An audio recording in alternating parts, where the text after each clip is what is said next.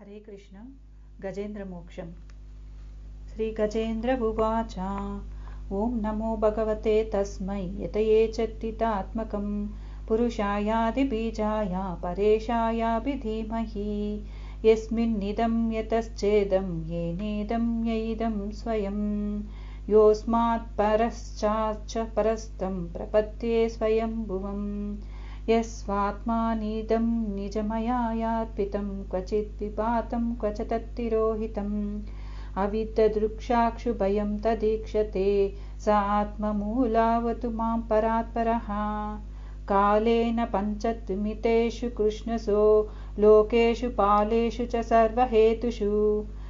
तमस्तदासीत् गहनं गम्भीरं यस्तस्य पारेऽपि विराजते विभुः न यस्य देवा ऋषयः पदं विदुः जन्तुः पुनः को हर्हति गन्तुमीरुतुं यथा नटस्याकृतिभिर्विचेष्टतो दुरत्तयानुक्रमणः समावतु दिदृक्षवो यस्य पदं सुमङ्गलं विमुक्तसङ्गा मुनयः सुसाधवः चरन्तलोकाव्रतमवनं वने भूतात्मा भूतसुहृत्समे गतिः न विद्यते यस्य च जन्म कर्म वा न नामरूपे गुणदोष एव वा तथापि लोकाप्ययसम्भवाय यस्वमायया तानानुकालमृच्छति तस्मै नमः परेशाय ब्राह्मणेऽनन्तशक्तये अरूपायोरुरूपाय नाम आश्चर्यकर्मणे नमः आत्मप्रदीपाय साक्षिणे परमात्मने नमो गिरां विदुराय मनसश्चेतसामपि सत्त्वेन प्रतिलभ्याय नैष्कर्म्येन विपश्चिता नमः कैवल्यनाथाय निर्वाणासुखसंविदे नमः शान्ताय घोराय मूढाय गुणधर्मिणे निर्विशेषाय साम्याय नमो ज्ञानगणाय च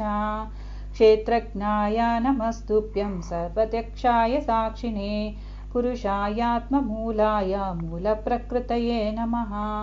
सर्वेन्द्रिया गुणाद्रष्टे सर्वप्रत्ययहेतवे असताच्चाय योक्ताय सदाभासाय ते नमः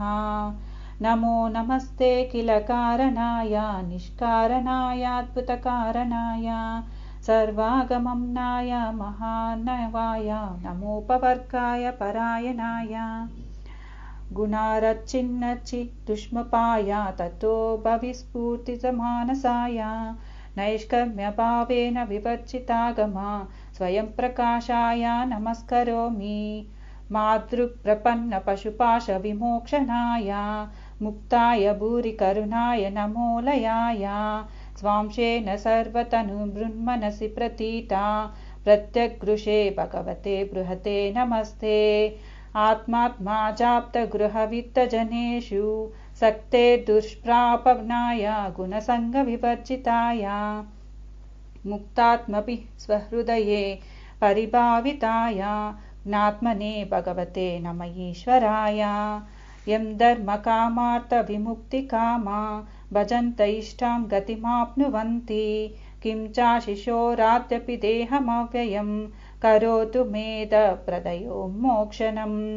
एकान्तिनो यस्य न कञ्चनार्थं वाञ्छन्ति ये वै भगवत्प्रपन्ना अत्यद्भुतं तच्चरितं सुमङ्गलं गायन्त आनन्दसमुद्रमग्ना तमक्षरं ब्रह्म परं परेश अव्यक्तमाध्यात्मिकयोगगम्यम् अतीन्द्रियं सूक्ष्मविभातिदूरा अनन्तमाट्यं परिपूर्णमीडे यस्य ब्रह्मदयो देवा वेदालोका चराचरा नामरूपविभेदेन पङ्क्वाच कलया कृताः यथा चिष्णोऽग्ने सवितुर्गभस्तयो निद्यान्ति संयान्त स कृष्णरोचिषः तथा यतोऽयं गुणसम्प्रवाहो बुद्धिर्मनः कानशरीरसर्गाः स वै न देवासुरमर्तितिर्यज्ञा नास्त्री न शम्दो न पापुं न जन्तुः नायं गुणः कर्म न सन्न चाशा निश्चेदशेषो जयतादशेषः जिजीविषे नाहमिहा मुया किम् अन्तर्बहिश्चावृतः ये वयोन्या इच्छामि कालेन यस्य विप्लवास्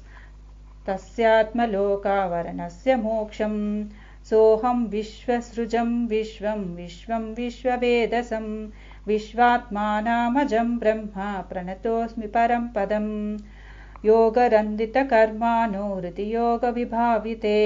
योगिनोऽयं प्रपश्यन्ति योगेशं तं नतोऽस्म्यहम् नमो नमस्तुभ्यं सह्यवेग शक्तित्रयाय किल द्विगुणाय प्रपन्नपालाय दुरन्तशक्तये कदिन्द्रियाणामनवाप्यवर्त्मने नायं वेदास्ममात्मानं यच्चाक्ताहं धिया हतं तं दुरत्यया महात्म्यं भगवन्तिमितोऽस्म्यहम् इति श्रीगजेन्द्रमोक्षस्तोत्रं सम्पूर्णम्। हरे कृष्ण।